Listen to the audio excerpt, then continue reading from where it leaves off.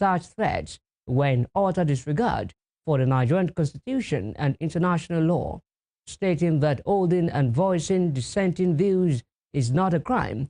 It also condemned the alleged threats and intimidation by being faced by Lagos-based National Youth Service Corps member Ushie Ugwuamaye.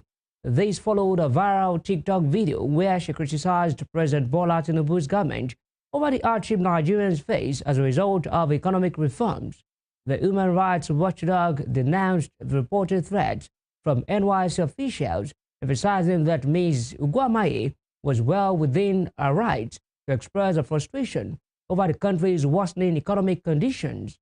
Ms. Ugwuamaye alleged that shortly after the video went viral, she began receiving threats, purportedly from NYC officials, pressuring her to delete the content. She expressed fears for her safety, stating that her personal details had been leaked and that she was being pressured to report to the NYC office. In a related development, former Vice President Atiku Abubakar has expressed support for Lagos-based National Youth Service Corps member Ushie Ugwuamaye, who claimed to have received threats after a viral video criticizing President Bola Tinubu's administration. In a statement, Atiku praised Ms. Ugwuamaye's courage, describing her as a symbol of a new generation of politically engaged women committed to advocacy and democratic participation. The former presidential candidate likened her to historic female activists such as Gambo Sawaba, Funmilayo Ransom Kuti, and Margaret Ekpo, who played pivotal roles in Nigeria's political landscape. Atiku called for support rather than hostility towards the core member. Security operatives have foiled an attack by suspected bandits in the Dan Musa local government area of Katsina State. Spokesman of the Katsina State Police Command, DSP Abubakar Sadiq, said the operation was in collaboration with the Department of State Services and members of the Katsina State Community Watch Corps. According to him, the bandits had tried attacking Dan Takuri village via the Dan Musa local government area of the state. The command spokesman stated that while scanning the scene, some items were recovered, including one AK-47 rifle with 3 rounds of 7.62 mm ammunition, one unregistered motorcycle, 50 rounds of suspected India hemp, 32 bottles of soft drinks, 1 cutlass, and dangerous drugs. While the Nigerian Army has said its troops of 3 Division Operation Safe Haven have arrested 2 notorious kidnappers, Bashir Mohammed and Ismail Mohammed, in Plateau State. According to a statement on Sunday, the Nigerian Army said the operation was carried out on Saturday following intelligence reports. The statement said during the operation, troops recovered dangerous weapons, including 1 AK-47 rifle and 1 AK-47 magazine from the criminal elements. It added that the arrested kidnappers were in custody, making useful confessions that will aid follow-up operations to arrest their cohorts and recover their weapons. Here in Osun State, the board chairman Osun Amotekun Corps, Wale Abbas, has dismissed insinuations that 3 casualties were recorded during the training for the new recruits into the Corps, which started on Monday. Abbas, who also denied claims that those recruited got a job through politicians, while speaking with journalists at the NYC orientation camp in Ede, Osun State, stated that the recruits that were camped were those eliminated for various reasons that include health-related considerations and illegal entry to the camp.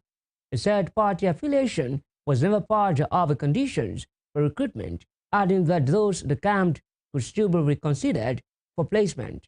Addressing alleged favoritism during the selection of applicants for the Amotekun job, the ex-police boss noted that the Corps adhered to the highest standards of professionalism, transparency, and fairness while accessing applications sent in by the job seekers.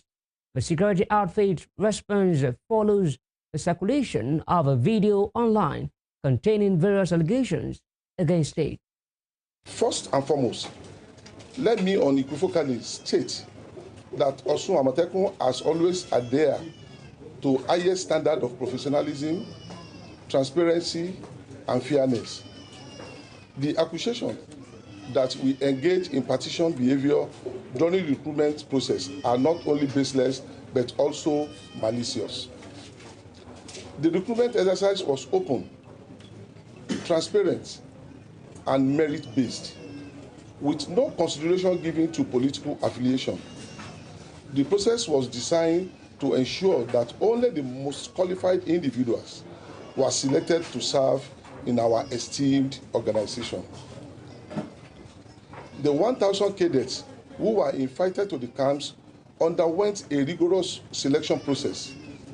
They first submitted their application forms online, which were then reviewed for completeness and accuracy. Following that, we invited all applicants for further scrutiny, including submission of academic and credentials and verification of results. Only those who passed these stages were invited to undergo physical screening and fitness tests. It was only after passing this thorough assessment that the selected candidates were invited to report to the camp.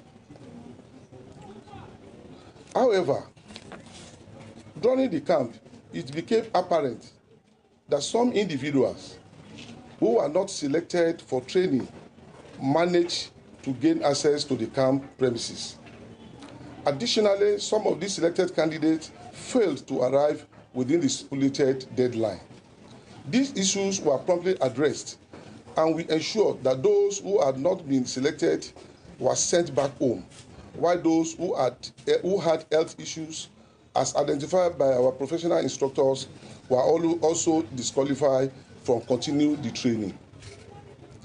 This was done for the safety and well-being of the applicant and the integrity of the training process, as any unfit individual could have posed a risk to themselves and others. So I only collapsed during the training because of a menstrual cramp. So, the stress and all that. But immediately I collapsed, the management and the officers rushed me to the hospital. They took care of me at the hospital. I collected drip and they gave me drugs. So right now I'm healthy and sound. So I'm fit for the training to continue. Moving on, the National Agency for Food and Drug Administration and Control, NAFDAC, said it evacuated over 100 truckloads of substandard, falsified and banned medicines and narcotics from Idumota Market in Lagos State, Onitsha Market in Abia State, and Upper Market in Abia State in 6 weeks. This was disclosed in a statement by the agency's resident consultant, Chayo Akintola. The Director General of NAFDAC, Professor Mujadei, had earlier said if the substandard and banned medicines were allowed in circulation, they would ruin the nation by reducing the quality of life of millions of Nigerians. The NAFDAC board stated that with a large population of Nigerian youths below 40, the narcotics seized could take their lives and fuel banditry and terrorism. The National Drug Law Enforcement Agency, NDLEA, says its operatives have intercepted cocaine concealed in prayer beads and locally made shoes. NDLEA spokesperson Femi Babafemi disclosed this in a statement today. He shared pictures of seized contraband on X, saying some suspects were arrested by the Anti-Narcotics Agency. Elsewhere, the forward operating base Badagry of the Nigerian Navy has seized no fewer than 13,800 liters of petrol and 71 bags of foreign rice in multiple operations targeting smugglers along the Badagry creeks. This was disclosed in a statement by the commanding officer of FOB Badagry, Navy Captain Oyeleye Omotayo, who confirmed that the seizures occurred between March 7 and 14. He said naval operatives acted on intelligence, leading to the interception of the contraband in separate operations. According to him, the operation was focused on intercepting smugglers and confiscating products intended for illegal export. The Economic and Financial Crimes Commission, EFCC, said it recovered over 365.4 billion naira and secured 4,111 convictions in 2024. The Commission's executive chairman, Olau Lukoyede disclosed this in Uyo, Akwa Ibom State at the end of a 3-day retreat for directors. Mr. Lukoyede, in a statement by the Commission's spokesperson, Dilo Iwale, attributed the feat achieved to the commitment, sacrifices, and dedication of staff, promising to surpass the record in 2025.